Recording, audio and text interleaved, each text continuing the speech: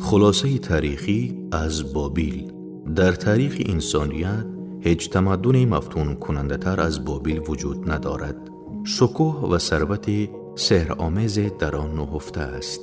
خزینه های طلا و جواهرات آن افسانه‌وار است. طبیعتاً تصویری که از این شهر در نظر شکل می‌گیرد شهر ساخته شده در منطقه معاصر جغرافیایی که در بین منبع‌های طبیعی عالی و معدن‌های غنی بنیاد شده است. ولی این گونه نیست. این شهر در وادی هموار و خشک در نزد دریای فورات در یک دره کاملا بی‌حاصل ساخته شده بود که در آن نه جنگل، نه معدن و نه حتی سنگ برای خانه سازی وجود داشت. حتی در کنار یک راه تجارتی ساخته نشده بود. در این موضع میزان بارش باران برای یک کشاورزی خوب مناسب نبود. بابل مثالی برجسته از دستاوردهای بشری با استفاده از منبع صرف انسانی است. همین ذخیره‌هایی را که این شهر را آباد کرده‌اند از جانب آدمان تهیه کرده شده است. تمام بایگری این تمدن حاصلی دسترنج بشر بود. در بابل فقط دو منبع طبیعی، خاک مناسب و آب که از دریا می‌گذشت بود. بابلیان با استفاده دستاوردهای مهندسی که در طول تاریخ بشر نظیر ندارد، توسط سیستم‌های لاله‌کشی و کانال آب را به سمت سرزمین خود روان کردند. این کانال‌ها به سمت سرزمین خشک و به آب و علف جاری می‌شدند و جان تازه به آن خاک حاصلخیز می‌دادند. این عملیات به عنوان یکی از اولین دستاوردهای مهندسی در کل تاریخ بشریت شناخته شده است. محصولات کشاورزی فراوان حاصل این طرح بزرگ آبرسانی بود که دنیا تا به حال همچون چیزی به خود ندیده است. خوشبختانه در طول دوران زیادی بقای این تمدن، بابل توسط امر و فرمانهای موفقیت آمیز حاکمان اداره می‌شد که ثمره آن پیروزی و غلبه پرده پی بود.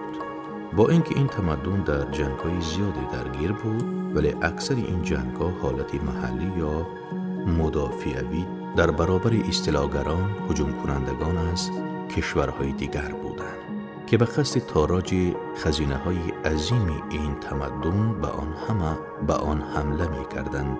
نام حکمروانان برجسته بابل به خاطر خرد و عمل و عدالتشان در تاریخ باقی ماندند.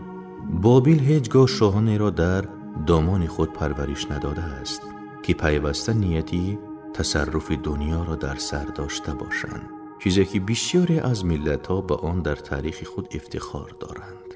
بابل به عنوان یک شهر دیگر وجود ندارد، وقتی که آن قدرت‌های قوت بخش بشری که این تمدن را ساختند و از آن نگهداری کردند کنار گذاشته شدند.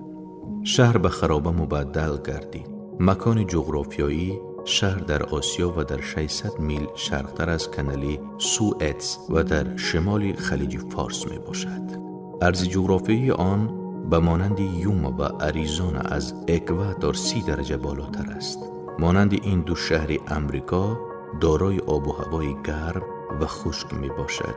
امروز این وادی فرات که زمان یک منطقه حاصلخیزی آبرسانی گردیده بود، دوباره تبدیل به بیابان پیوسته تلاش دارند که در برابر طوفان‌های ریگزار زنده مانند.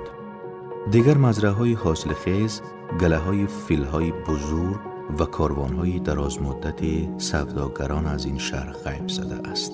کوچمنچیان عرب یگانه ساکنان این منطقه می باشند.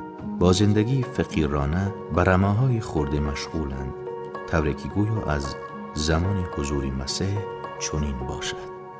در این سرزمین در همه جا تپه‌های خاکی وجود دارند.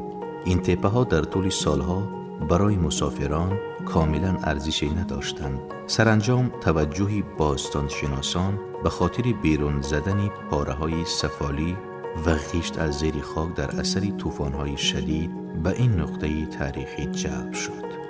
هیئت‌های گوناگون با پشتیبانی موزه‌های اروپایی و آمریکایی برای حفاری، یعنی کافتن زبین برای اشیای انتیقه و یافتن سرزنخ‌های جدید به این منطقه فرستاده شدند. بیل‌ها و چینک‌ها به زودی ثابت کردند که این تپه ها شهرهای باستانی هستند. بهتر است که بگویم بقای شهرهای باستانی بابل یکی از این شهرها بود. در طول 20 قرن باد این شهر را زیر ریگ‌های بیابان پنهان کرده بود. دوباره تمام دیوارهای قشتی از زیر خاک نمایان شدند. شهر ثروتمند بابل امروز این گونه است. توده‌های خاک که به درجه خراب مانده که هیچ انسانی زنده حتی اسم آن را نمی‌دانست تا زمانی که سنگینی قرنها با دقت زیاد از روی خیابان‌ها و معبدها و کاخ‌های اصیل آن برداشته شد. در اساس دلیل‌های شبیه بسیار عالمان باوری دارند که تمدن بابل و شهرهای به این مانند از قدیمترین تمدن‌ها شناخته شده‌اند. تاریخ در این منطقه به 8000 سال پیش می‌رسد. واقعیت جالب در رسیدن به این تاریخ مسائل است که این شهرها به آن تأخیر علاقمند می‌سازند، به آن تاریخ علاقمند می‌سازد. در خرابه‌های بابل توصیفات از یک خورشید گرفتگی به چشم می‌خورد. منجمان حاضره وقتی گرفتن آفتاب را در بابل حساب کرده برآمدند و توانستند که رابطه بین تقویم بابلیان و تقویم ما را پیدا کنند. با این روش متوجه شدیم که 8000 سال پیش شومرها که در سرزمین بابل ساکن بودند در شهرهای دارای دیوار بوده میزیستند. فقط میتوان تخمین کرد که چند قرن پیش چنین شهرهای میتوانستند وجود داشته باشند. ساکنان این شهرها فقط برابرهای ساکنی بین دیوارها نبودند. اینها انسانهای دانشمند و روشن فکر بودند. تا جایی که تاریخ خطی وجود دارد، بابلیان اولین مهندسان و منجمان، ریاضیدانان و اقتصاددانان و اولین انسانهایی هستند که زبان نوشتاری دارند. همچنین در مورد سیستم‌های تغییریابی آب که آب را از دریا به سرزمین‌های اینها انتقال می‌داد و باعث حاصلخیزی و زراعت زمین‌های آنها می‌شد، پیش از این توضیح داده شد. باقی مانده این کانال‌ها را هنوز می‌توان دید، هرچند که با انباشتن ریگ پر شده‌اند. برخی از این کانال‌ها آنقدر وسیع هستند که 10 اسب می‌تواند پهلو به پهلو در آن راه برود. از جهت اندازه این کانال‌ها را با کانال‌های کلانترین کلرادو و اتاوا مقایسه کردن ممکن است. علاوه بر آبیاری سرزمین‌های وادی، مهندسان بابل یک لایحه دیگر را به مقیاس وسیع این نیز انجام دادند. آنها توسط یک سیستم زهکشی استادانه زمین‌های بادلاقی وسیع را در لب دریای دجله و فرات آباد کردند و این زمین‌ها را نیز تحت کشت و زراعت درآوردند. هرودوت جهانگرد و تاریخدان یونانی زمانی که بابل در مرحله اول متروک ترک کرده شده یعنی فروگذاشته شده قرار داشت از آن دیدن کرد و تنها نشانه‌ها از دید یک فرد خارجی را به ما داد. نوشته های او توصیف تصویری از شهر و برخی فرهنگ‌های غربی مردمی آن به دست می‌دهد. او به حاصلخیزی قابل توجه خاک اشاره می‌کند و به برداشت سخاوتمندانه گندم و جوی که تولید کرده بودند. جلال و شکوه بابل کم کم ناپدید شد، ولی خرد و فرزانگی آن برای ما باقی مانده است. برای همین ما مدیون شیوه زندگی آنها هستیم. در آن دوران‌های دور هنوز استفاده از کاغذ اختراع نشده بود. در عوض آنها نوشته‌هایشان را به سختی روی لوحه‌های سنگی حک می‌کردند. زمانی که نوشتن تمام می‌شد، این لوحه‌ها پخته می‌شدند و به صورت کاشی کرمیچسکی پلیتکا محکوم در می‌ماندند. از نظر اندازه و حجم این لوحه‌ها تقریباً 6.8 سانتیمتر بودند و درازیشان نیز یک همین قدر بود. این لوحه‌های گیلی این طور که به نظر می‌رسد از روش‌های کنونی نوشتن ما بیشتر استفاده می‌شدند. روی این لوحه‌ها آواها، اشعار، تاریخ، رونوشت، احکام حکومتی، قانون‌های سرزمین، اسناد زمین‌ها، اسناد پیمانداری و حتی نامه‌هایی که توسط مسافران به سرزمین‌های دیگر فرستاده می‌شد نوشته می‌شد. از روی این نشانه‌ها می‌توانیم سفر به دنیای خصوصی و منحصر به فردی تمدن‌های دور داشته باشیم. به عنوان مثال از روی یکی از این لوحه‌ها که شامل یادداشت‌های یک مغازه‌دار است می‌توان رویداد زر را مطالعه کرد. در آن دوران روز یک مشتری با نام مشخص گاو را به مغازه آورد و قصد داشت آن را به نرخ 7 خلطه گندم بفروشد که 3 خلطه آن همزمان در معامله و 4 خلطه باقی مانده در توقف با مشتری تحویل می‌گردد. با امنیت و آرامش کامل به خاک سپرده شده بودند وقتی که باستانشناسان کتابخانه کاملشان را پیدا کردند. از این صدها هزار لوحه‌های گیلین دیوارهای گسترده اطراف شهر یکی از معجزه‌های بزرگ بابل میباشد. مردم کهن این دیوارها در ردیف عجایبی هفتگانه با اهرام مصر مقایسه کردند.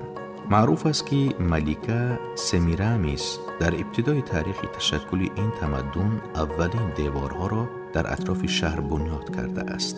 باستانشناسان امروزه هنوز از دیوارهای اصلی اثر یافتن نتوانستند. اطلاع مشخص درباره بلندی این دیوارها دسترس نیست. از توضیحاتی که نویسندگان پیشین بیان کردند میتوان تخمین کرد که اینها تقریباً 50 تا 60 فوت بلندی داشتند و قسمت بیرونی آنها از غشتی پخته بنیاد گردیده توسط خندق‌های آب محافظت کرده می شدند. آخرین دیوارها تقریباً 600 سال پیش از میلاد توسط شاه نپا پولسر ساخته شدند. او ساخت این دیوارها را با چنان مقیاس بزرگ آغاز کرد که حیاتش به او امکان نداد که انجام این لایحه بزرگ را ببیند. این افتخار نصیب فرزند او نامزیر که نامش شبیه نامهای موجوده در کتاب‌های تاریخی مذهبی است گردید. بلندی و درازی این دیوارها آخر انسان را به حیرت می‌آورد. از مورخان معتبر نقل شده است که بلندی این دیوارها به 160 فوت می‌رسید. به اندازه بلندی یک ساختمان معاصری 15 آشیانه. درازی عمومی این دیوارها از 9 تا 11 میل ارزیابی شده است. تاج این دیوارها آنقدر پهن بود که یک عرابه‌کش 60 می توانست روی آن دور بزند. از این انشاءات عظیم امروز بغیر از ته‌کرسی‌ها و خندق‌ها چیز زیادی باقی نمانده است. علاوه بر نابودی تحت عامل‌های طبیعی، عرب‌ها نیز با کندن غیش‌ها و استفاده از آنها در مصرف‌های خانه‌سازی سببگار ویرانه‌های پره‌ای این ساختمان‌ها شدند. در برابر دیوارهای بابل، ارتشای فاتح بزرگترین در جنگ‌های آن دوره تاریخ حرکت می‌کردند. شاهان زیاد بابل را محاصره می‌کردند ولی همیشه بی‌فایده بود. ارتشای تخت و تازگری آن زمان به نظر ضعیف نمی‌رسند. تاریخ نگاران قسم‌های حربی آن زمانه را چنین تصویر می‌کنند: 10,000 سواره، 25,000 عربه، 1200 گروه اسکران پیاده که هر گروه 1000 سرباز دارند. معمولاً از 2 تا 3 سال طول می‌کشید تا آلات جنگی و ذخیره‌های غذایی برای این گروه ارتش آماده گردد. شهر بابل بیشتر شبیه یک شهر معاصری متشکل شده بود. دارای خیابان و مغازه بود. دست فروشان متاعهای خود را به ساکنان منطقه‌های مسکون پیشنهاد می‌نمودند. روحانیان مراسم مذهبی را در معبدهای باشکوه اجرا می‌کردند. درون شهر محوطه زمینی که دور آن دیوار کشیده باشند برای بنای کارهای سلطنتی وجود داشت. گفته شده است که دیوارهای اطراف این محوطه حتی از دیوارهای اطراف شهر نیز بلندتر بود. بابلی‌ها هنرمندی با مهارت بودند. در بابل کسب و هنرهای مجسمه سازی، نقاشی، بافندگی، طیله‌سازی، ساختن اسباب‌های جنگی و کشاورزی رواج کامل داشت. جواهرسازان بابل بی‌نظیرترین جواهرات را می‌تراشیدند. بسیاری از نمونه‌های این جواهرات از گروه‌های شهروندان ثروتمند بابل یافت شده است که اکنون در موزه‌های مطرح دنیا در معرض نمایش می‌باشند. در یک زمان وقتی که کل دنیا هنوز با نیزه‌های نوک‌سنگ روی درختان حکاکی می‌کردند و به شکار و جنگ می‌پرداختند، بابلی‌ها از اسباب‌ها و نیزه‌های نوکشان متلی استفاده می‌کردند. بابلی‌ها اقتصاددانان و معامله‌گران باهوش بودند. تا آنجا که ما می‌دانیم اینها اصلی ترین اختراع کنندگان پول به عنوان یک واسطه خرید و فروش بودند. آنها همچنین اولین استفاده کنندگان حجت‌های عهده‌دار کننده و سند برای زمین‌ها بودند. پای ارتش‌های جنگی تا قبل از سال 540 قبل از میلاد هیچگاه به بابل باز نشد. حتی در آن سال هم دیوارها تصرف نشدند. داستان تصرف بابل اندک غیر معمول است. کوروش، یکی از بزرگترین فاتحان زمانه، تصمیم گرفت که به شهر حمله کند و امیدوار بود تا دیوارهای تسخیرناپذیری آن را فتح کند. مشاوران نبانیدوس پادشاه بابل او را ترغیب کردند تا ارتش را به پیش براند تا در نقطه خارج از شهر با ارتش کوروش مقابله کنند و منتظر ننشینند تا شهر به محاصره درآید. یک حمله مظفرانه ارتش کوروش بر ضد ارتش بابل باعث شد تا سپاهیان فرار کنند و کوروش زود وارد دروازه‌های باز شهر شد و بدون هیچ مقاومت شهر را به تصرف درآورد. از آن پس قدرت و شهرت شهر به درجه کاهش یافت که طی چند صد سال کاملا فراموش گردید و به آغوش بادها و طوفان‌ها سپرده شد، تا دوباره به آن زمین بیابان که روز شکوهش از آن شکل گرفته بود تبدیل شود. بابل سقوط کرد و دوباره هیچگاه بر نخاست، ولی بشریت همیشه به آن مدیون است. قدرت ازلی زمان دیوارهای سربلندی معبدهایش را به ذره‌های خاک تبدیل کرد، ولی دانش و فرزانگی بابل باقی ماند. پول واسطه است که موفقیت زمینی از آن وابستگی کامل دارد. پول لذت بردن از بهترین نعمت‌های زمین را فراهم می‌سازد. پول فراوان است تنها برای کسانی که قانون‌های ساده‌ای اداره کنی و به دست آوردن آن را خوب می‌دانند. پول امروز به همان قانون‌های اطاعت می‌کند که 6000 سال پیش در بابل قدیم دنیای سرمایه را اداره می‌کردند.